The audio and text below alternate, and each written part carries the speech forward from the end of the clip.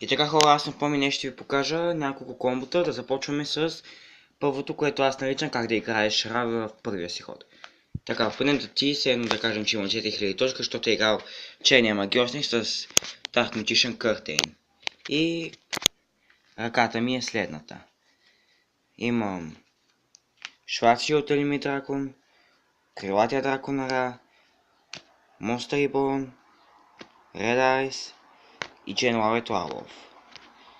И сега е мой ред и аз ще тегля карта. Така. Ще играем Дракон Равин. Не знам защо, но така. След това ще играем Schwarzschild, защото поне има повече от 2000 атака. Dark Magician с атака от 2500. След това махаме Red Eyes. Отива в гробището. След да играем Датрики. И с Monster Reborn връщаме Red Eyes. След това ги жертваме. След да играем Ра. Животът ни е на 8000, атака му става 7900.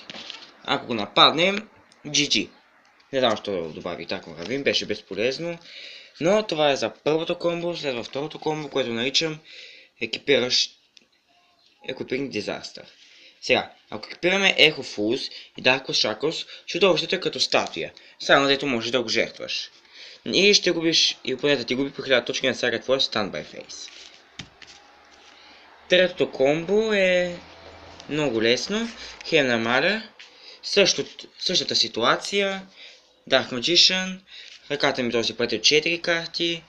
Wonder Balloons. Drain Dragon. Genesis Archant и BLS. Това е как да играеш BLS, но пак се брои като комбо. Играеш Wonder Balloons. Мараш Drain Dragon и Genesis Archant. Определят става на 1900 атака. После ги отстраняваш, за да играеш BLS. Атака, сумееш си още една, GG е. Така, направихме 3 от 7. Следващото умение е Sasuke Samurai Sharply Dropping Price. С умението, ако нанесем болни щети, извинявам се за това, определяте тегли карти, докато има 7 карти в ръката. С Sharply Dropping Price, ако на Standby Phase опонентът му има 8 карти. Той трябва да върне всички карти в ръката и да тегли 2. Това е изключително добро комбо, което, независимо колко добре карти теглиш, ще се прецакаш. Сега следващото комбо е още по-интересно.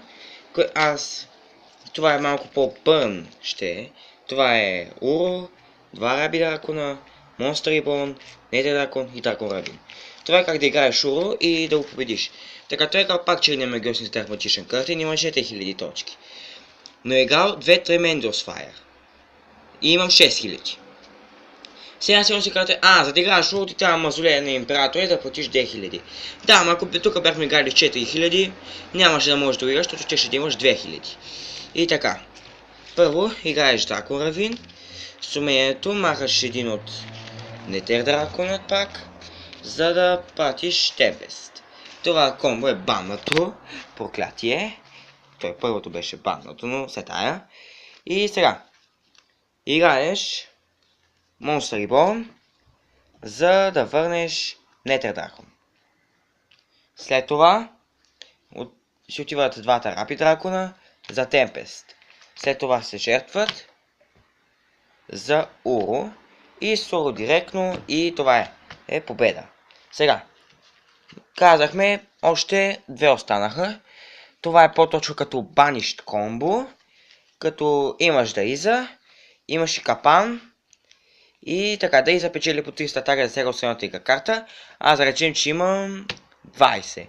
Заради декаутите сте, което той е играл. Пак има черния магиосник. Но сега ще играем Devil Comedian. И сега, независимо от коя страна да хвърлиш, кажеш ще бъдат отстранени от игра. И тези ще спечели буст. Но по-добре твоите да бъдат отстранени, в момента нямам. Защото можеш да играеш тези 2 карти. Тази е по-логично, но тази е по-добре. Знам, но с Dimension Future ще е по-добре, но ако намеря начин как да отстраня Devil Comedian, ще ви кажа. Ако някой намери начин как да отстраня това, може да използваме и Кюсо, като по-голям буст за Даиза, защото когато нанесе бойни щити, цена 2 от опонентски чудовища от гробището и всяко... И пише, че опонентът не може. Аз мисля, че аз не мога. И не може вече да слага опонентът в гробището карти, което е по-добре. И сега последното и мое най-любимо комбо е непобедимата защита. Имаш Екстраконайт, става изгоблен атак форс, но обичаме Екстраконайт, когато нападне отива в защита. Ако ти е първия ход, можеш да играеш Earthquake. Сега, след това, обръщаш картата. Екстраконайт защита. Ако го нападна, този капан може да се действа дори в Damage Calculation.